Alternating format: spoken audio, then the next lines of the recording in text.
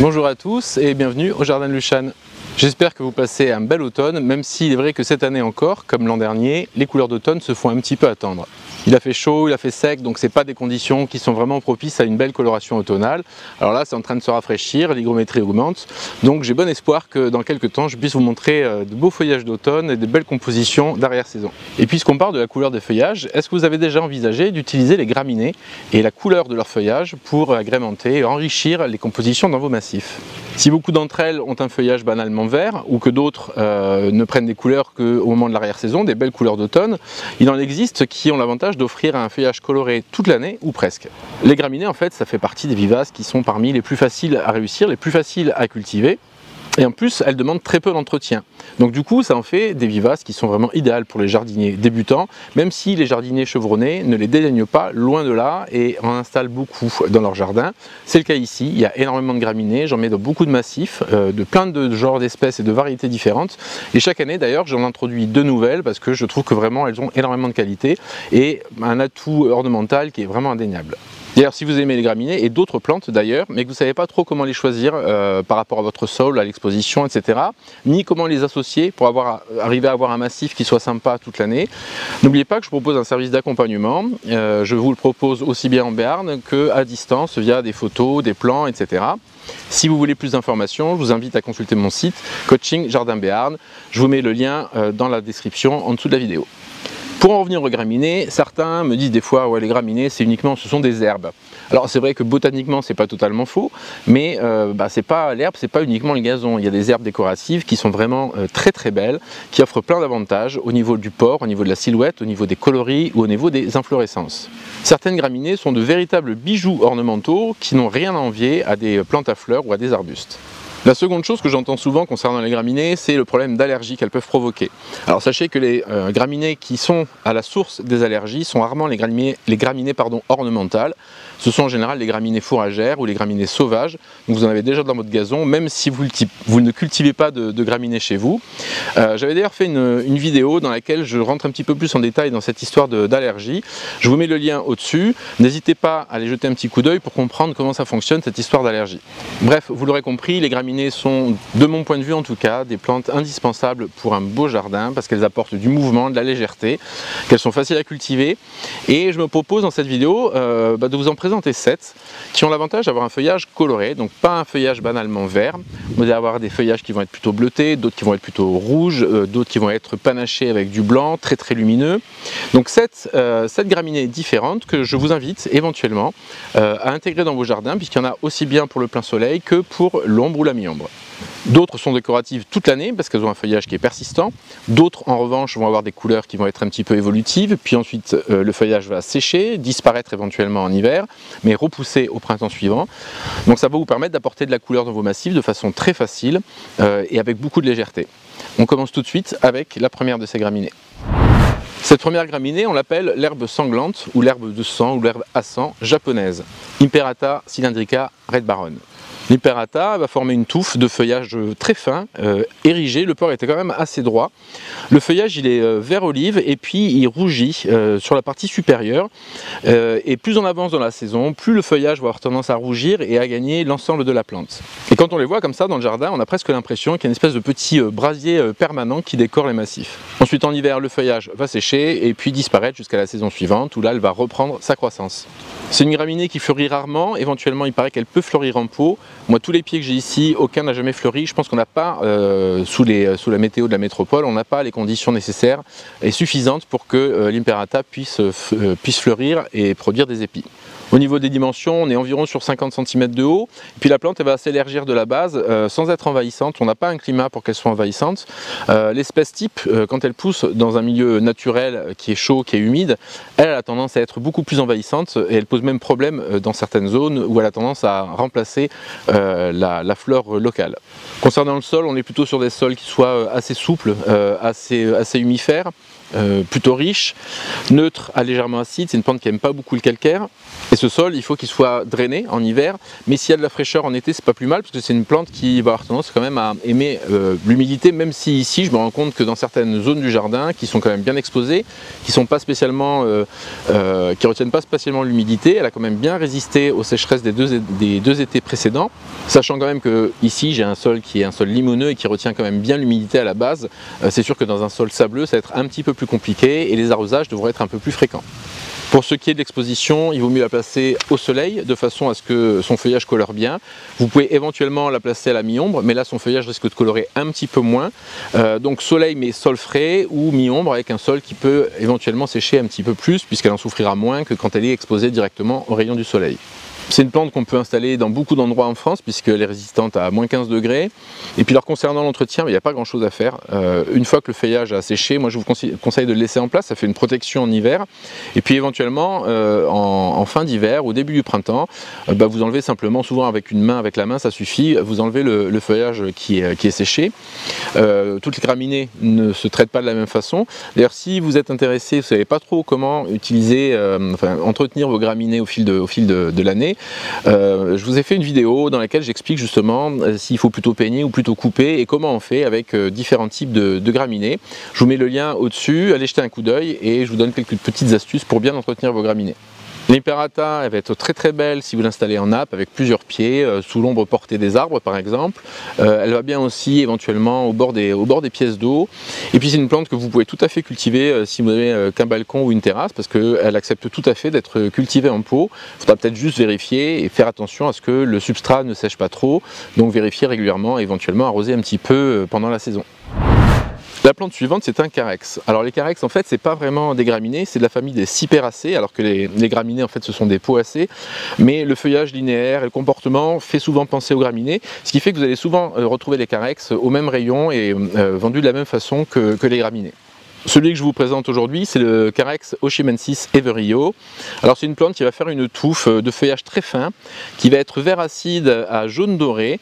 Alors c'est un port en fontaine, le feuillage pousse vers le haut puis ensuite s'arc de chaque côté, donc ça fait un coussin comme ça assez sympa. Pour ce qui est de la floraison, il y a une floraison, on se fait des petits épis un peu beige, franchement ça n'a aucun intérêt ornemental de mon point de vue. On cultive surtout les carex, en tout cas ce carex là pour ce feuillage et pour cet aspect assez plantureux. L'avantage de ce carex, c'est que le feuillage est persistant, c'est-à-dire qu'en fait vous allez avoir ce décor toute l'année. Donc en saison, ça va accompagner un petit peu toutes les plantes que vous avez autour. Et puis ça va être intéressant également en hiver. Et en hiver, vous pouvez l'associer à pas mal de choses. Vous avez plein d'arbres ou d'arbustes qui ont des belles écorces colorées et décoratives. Vous avez également d'autres persistants qui vont avoir un feuillage vert foncé par exemple, ou noir, qui vont permettre de faire des contrastes sympas avec votre Carex Everio. Et puis bien sûr aussi vous avez les floraisons hivernales, par exemple vous avez les élébores, vous avez les bruyères d'hiver par exemple. Donc en mettant un petit peu tout ça ensemble, vous arrivez à former des tableaux hivernaux qui sont vraiment super sympas, très colorés et très gais, même quand la journée est complètement grise. Ce carex, vous le plantez dans tout sol qui soit fertile, humifère, frais, mais drainé. Évitez le soleil brûlant, à moins que votre sol soit vraiment très frais, mais soleil brûlant, ça peut vous griller le feuillage. Donc l'idéal, c'est quand même la mi-ombre, avec un petit peu de soleil le matin, par exemple, ou un peu l'après-midi, mais abrité aux heures les plus chaudes de la journée. C'est un carex qui est rustique jusqu'à moins 18 degrés, donc là aussi, il est permis à beaucoup de jardiniers. Et puis au niveau de l'entretien, il n'y a vraiment pas grand-chose à faire. Le feuillage, il y a des parties du feuillage qui vont sécher un petit peu. Alors surtout, vous coupez pas tout, ça sert à rien, vous risquez même de tuer la plante. Vous pouvez vous contenter simplement à la main d'enlever un petit peu le feuillage qui a bruni, qui a séché, de façon à ce que la plante garde un aspect net et propre. C'est pas facile à dire ça. Le Carex Everio, vous pouvez bien sûr le planter en pot, sur une terrasse ou un balcon. Et puis sinon, bien sûr, vu ses dimensions, c'est plutôt une plante de premier plan, en bordure de massif éventuellement, c'est là qui va être vraiment sympa. Un peu dans le même genre, vous avez le Carex Oshimensis Evergold. Lui, il a un feuillage qui est vert et jaune panaché. Vous avez aussi un carex qui s'appelle le Carex Morrowi Ice Dance, qui a un feuillage vert et blanc, qui lui a tendance à être un petit peu plus poussant, à tracer un petit peu plus que Everio, qui va rester un petit peu plus en touffe. Bon, il va prendre un petit peu d'ampleur, mais voilà, il va pas s'étaler. Moi, j'aimerais bien d'ailleurs qu'il pousse un petit peu plus. Et régulièrement, je le divise de façon à pouvoir avoir d'autres pieds et à pouvoir l'installer à d'autres endroits dans le jardin. On passe maintenant à une de mes graminées basses préférées, c'est l'Aconecloa macra aureola.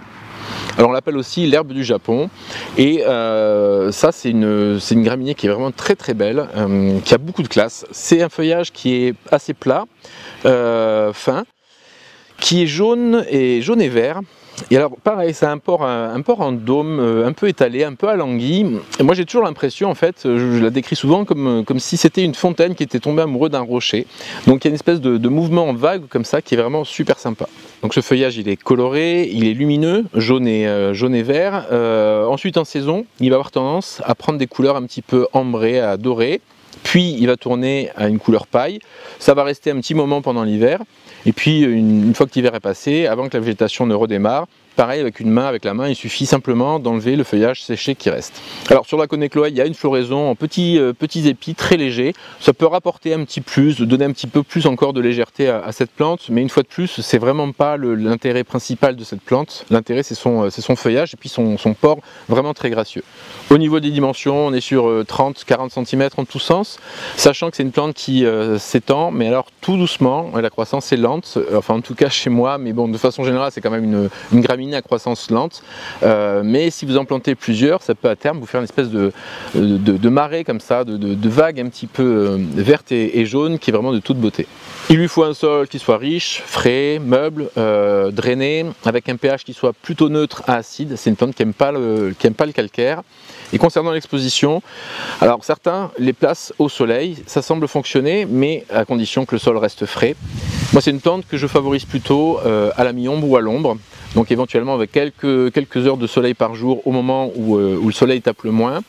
Mais voilà, c'est pour moi typiquement une plante de sous-bois qu'on va installer à l'ombre portée des arbres ou en lisière par exemple de forêt. Pour ce qui est de la rusticité, il n'y a vraiment aucun souci puisqu'on est sur du moins 20 degrés.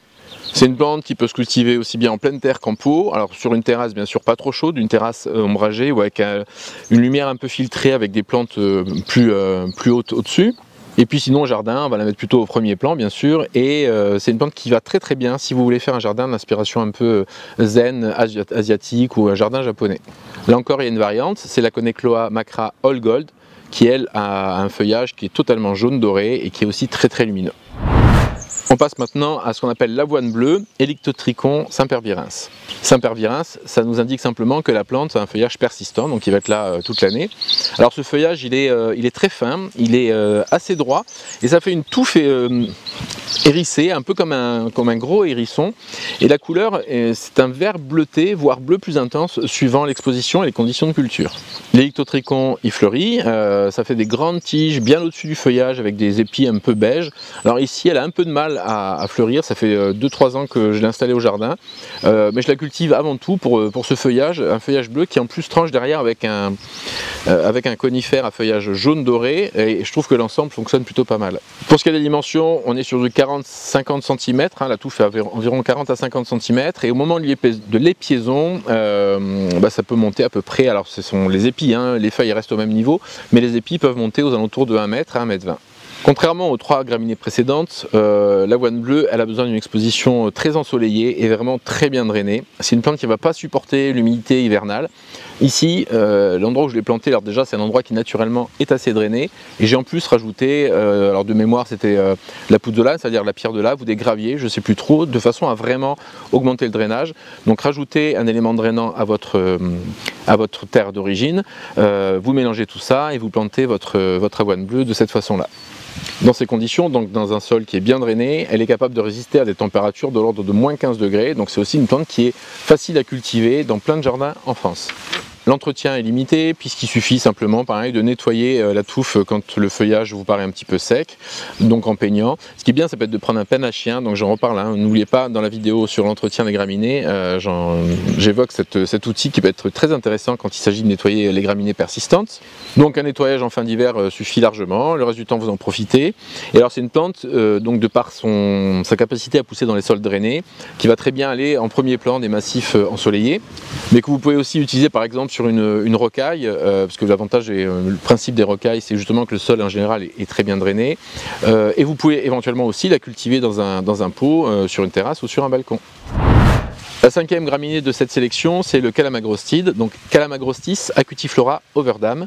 Alors c'est une plante qui va avoir un port très très droit, érigé, assez étroit, très graphique, donc un feuillage très fin, linéaire, très fin, vert marginé de blanc. Après vous allez avoir une épiaison estivale, alors c'est des épis qui sont pareils portés au-dessus du feuillage et qui sont dans des tons un petit peu beige. En fin d'automne et en hiver, le feuillage sèche, mais la plante va garder une belle présence qui peut être intéressant justement pour structurer votre jardin et vos massifs tout l'hiver.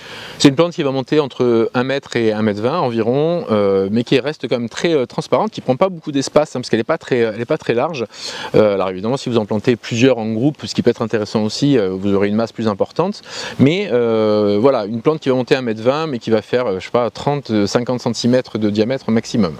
Le Calamagrostis s'accommode de plein de sols différents, un peu plus secs, un peu plus frais, dans la mesure où ce dernier reste quand même drainé. En sol trop riche, le feuillage est plus abondant, mais il y a un petit peu moins de floraison. Et si votre sol est vraiment sec, vous aurez une plante moins opulente, mais elle accepte aussi de pousser dans les sols un peu plus secs. Offrez-lui une exposition qui soit ensoleillée, éventuellement la mi-ombre. Pour la rusticité, on est dû sur moins de 30 à peu près, donc là aussi il n'y a aucun souci. En tout cas, ce n'est pas le froid en lui-même qui va faire mourir votre plante. Et concernant l'entretien, une fois de plus avec les graminées, c'est quand même souvent très simple. À la fin de l'hiver, vous allez tout couper à quelques centimètres du sol et c'est reparti pour un cycle de croissance.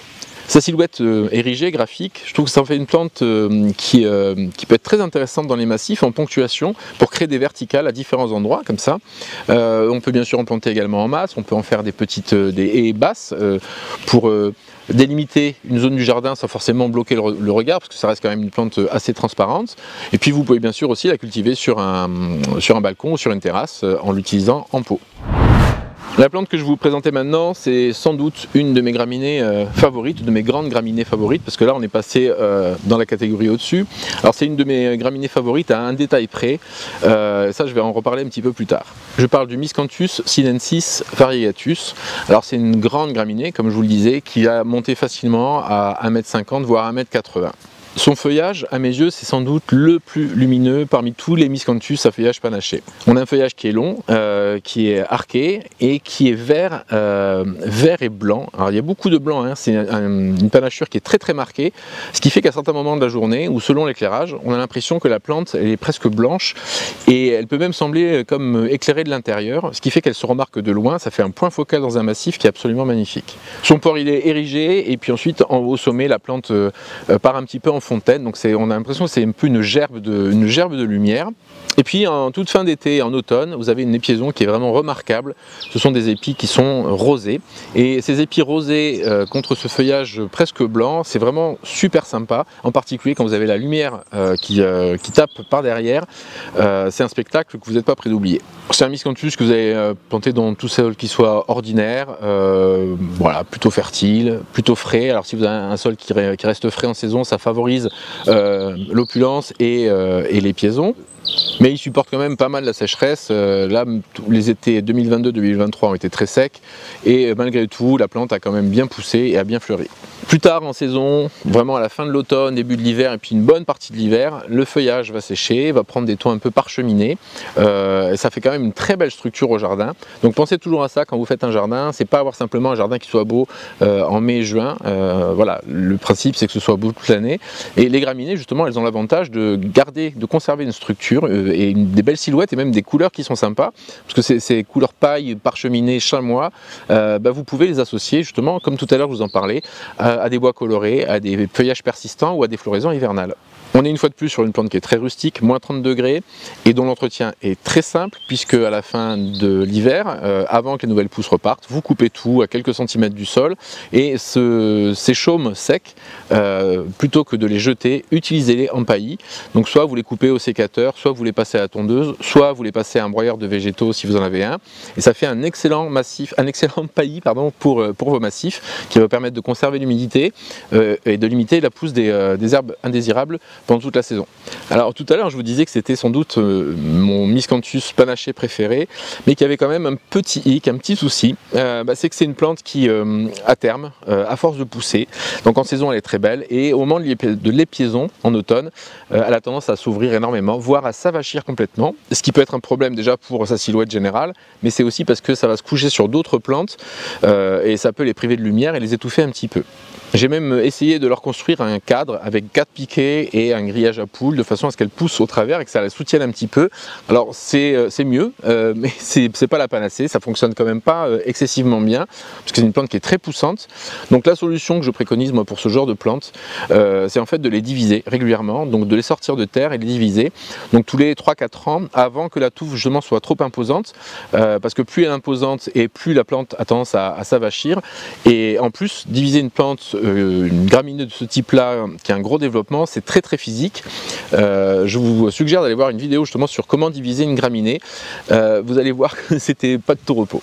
Ce Miscanthus, comme c'est quand même un gros bonhomme, bien sûr vous ne l'installez pas au premier plan, vous l'installez à l'arrière-plan des massifs et vous l'associez par exemple à des feuillages sombres, pourpre foncé, ou éventuellement des feuillages vert foncé également. Vous pouvez faire un mélange aussi avec des feuillages dorés, des feuillages gris.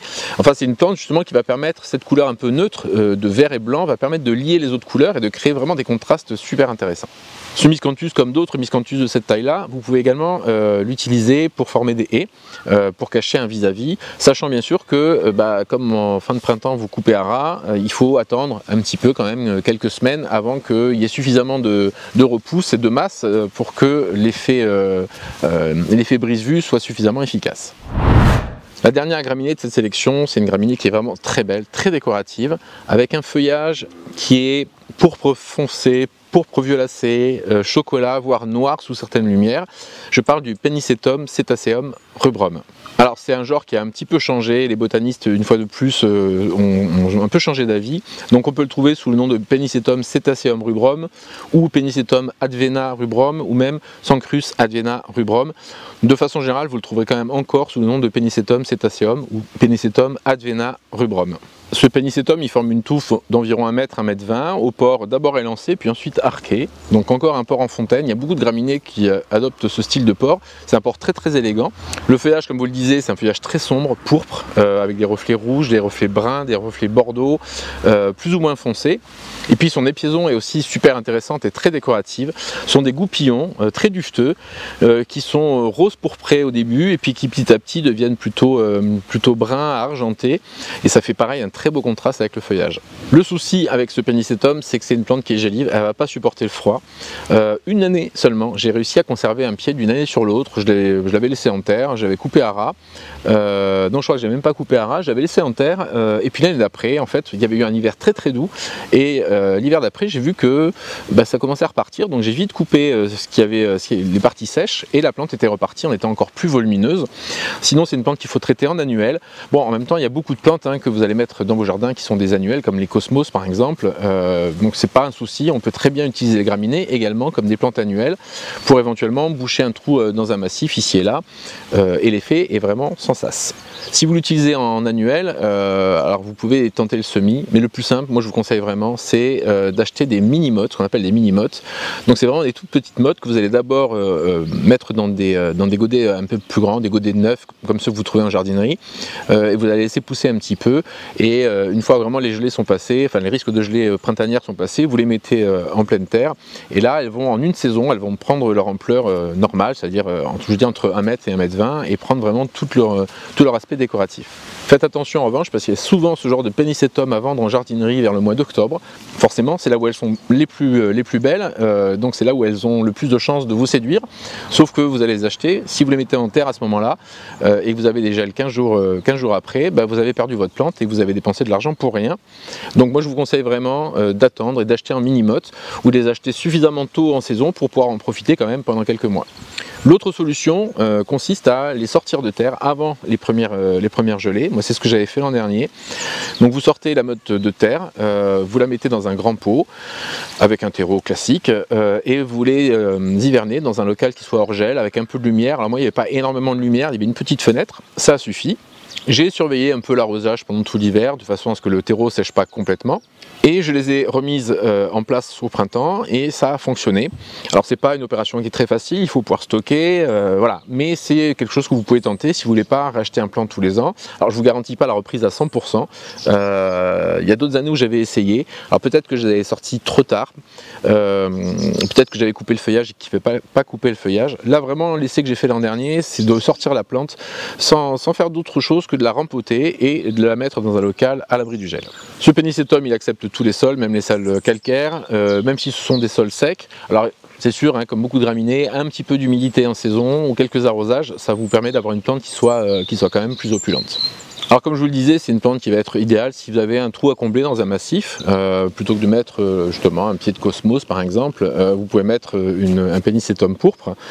Vous pouvez également l'utiliser en pot sur une terrasse. Vous pouvez également l'associer aux floraisons tardives comme les chrysanthèmes, les sédums, les anémones du Japon, les astères. Voilà, tout ça va fleurir en même temps et ça permet de faire des scènes qui sont vraiment très décoratives. Et puis sinon, éventuellement, vous pouvez aussi l'associer au feuillage d'arrière-saison qui commence à tourner au rouge et à l'orange ou au jaune. Et ça fait un contraste qui manque pas de charme, tout simplement. Voilà, cette vidéo est terminée. J'espère que cette sélection de graminées vous aura plu, qu'elle vous aura donné envie éventuellement d'essayer certaines d'entre elles dans votre jardin.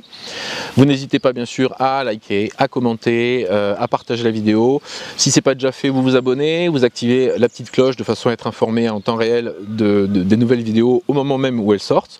Et puis en attendant, jardinez, profitez bien de l'automne. Attention, la pluie arrive et le froid revient, mais ça fait un petit moment qu'on les attendait, donc on ne va pas se plaindre. Et je vous dis à très bientôt pour une nouvelle vidéo. Ciao!